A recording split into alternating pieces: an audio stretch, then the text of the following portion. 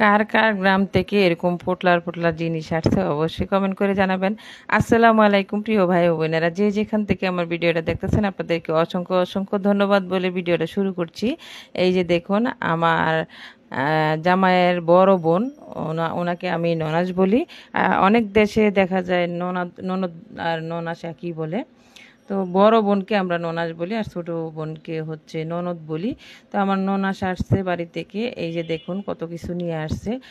আর সবচেয়ে বেশি ভালো লাগে আমাদের কাছে, আমার বাচ্চারাও পছন্দ করে, আমার হাজব্যান্ডও পছন্দ করে, মাংস ভেজে তারপর নিয়ে আসে। মানে 3-4 দিন এরকম খালি শুধু ভাজে ভাজে, এরকম ভাজতে ভাজতে তারপরে একদম কাবাবের মতো হয়ে যায়। তো এই খাবারটা আমার কাছে খুবই মজা।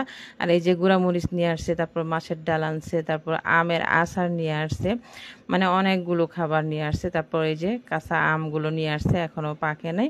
তো এখন তো বয়া জবর করতেছি, তো পেকে গেছে।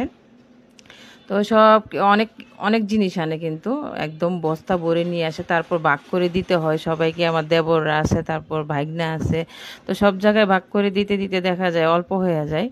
তো বয়স্ক মানুষ এগুলোই আমার অনেক বেশি পাওয়া।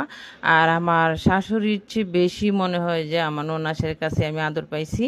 আর আমার শাশুড়ি তো আমি পাই নাই, আমার বিয়ের আগেই আমার শাশুড়ি মারা গেছে।